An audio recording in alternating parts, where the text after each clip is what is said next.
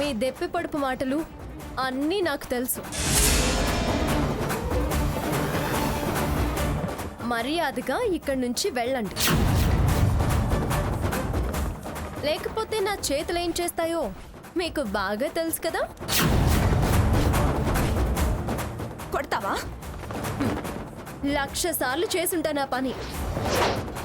అస్సలు వెనకడుగు వేయను.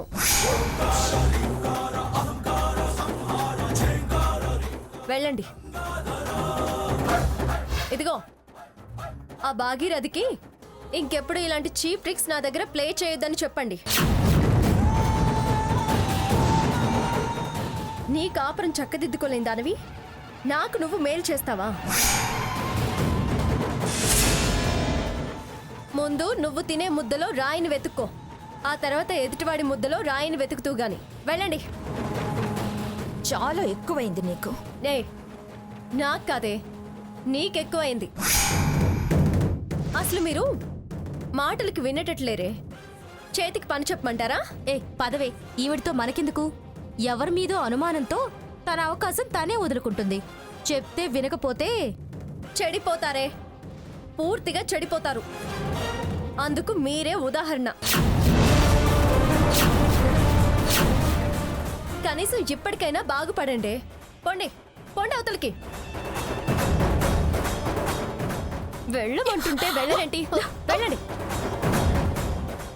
మేడం, దయచేసి ఇంకొకసారి ఆలోచించండి. వాళ్ళకి చెప్పిన పద్ధతి మీకు అర్థమైందనుకుంటా. అర్థం కాలేదా? మేడం,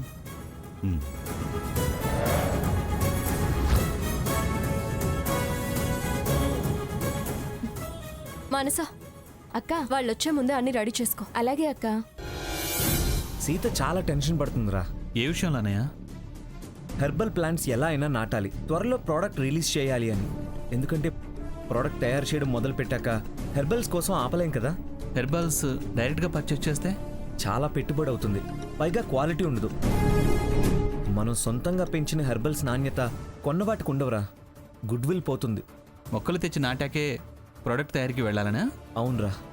ఎలాగో షీ క్లబ్ చైర్మన్ స్థలం ఇచ్చారుగా, మొక్కలు నాటితే సరి. బయట నుంచి తెప్పించాలరా, అది ఖర్చుతో కూడిన పనే. అదే టెన్షన్. మేము డబ్బిస్తామంటే వదిన ఒప్పుకోదు. పోనీ వదినికి తెలియకుండా నేను అడ్జస్ట్ చేయనా? సీత దగ్గర నిజం దాచి నేను మోసం చేయలేనురా. మరైతే ఈ ప్రాబ్లం నుంచి ఎలా బయటపడ్డాం?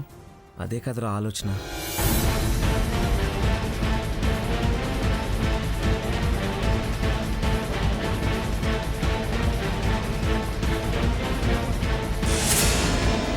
అన్నయ్య, ఒక ఆలోచన వచ్చింది. అక్కడ ఓకే అయితే ఏ ప్రాబ్లం ఉండదు. ఏంట్రా అది? మనం ఫారెస్ట్ డిపార్ట్మెంట్కి అప్రోచ్ అయితే వాళ్ళు కన్సిడర్ చేస్తే డిపార్ట్మెంట్ నుంచి మనకి ఫ్రీగా మొక్కలు వస్తాయి. కన్సిడర్ చేస్తారంటవా? ట్రై చేద్దాం.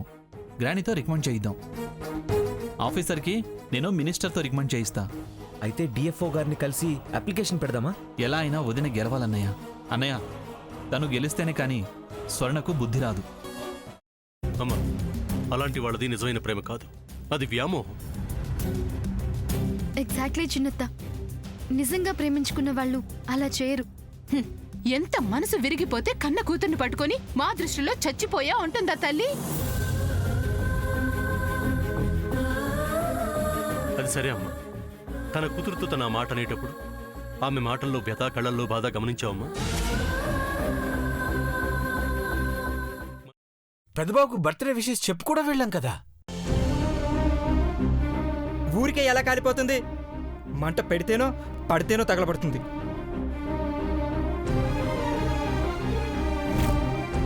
కరెక్ట్ చిన్నబాబు, నీకొచ్చినట్టే నాకు డౌట్ వచ్చింది.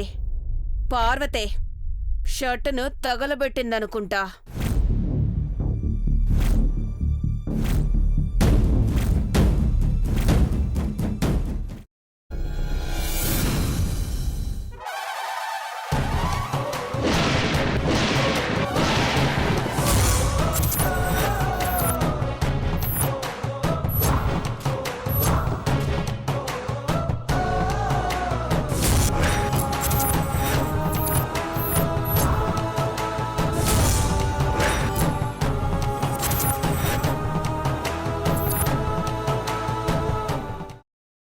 చేసుకున్న తర్వాత పొట్టు తీసేసి చాప్ చేసి పక్కన పెట్టుకోవాలి.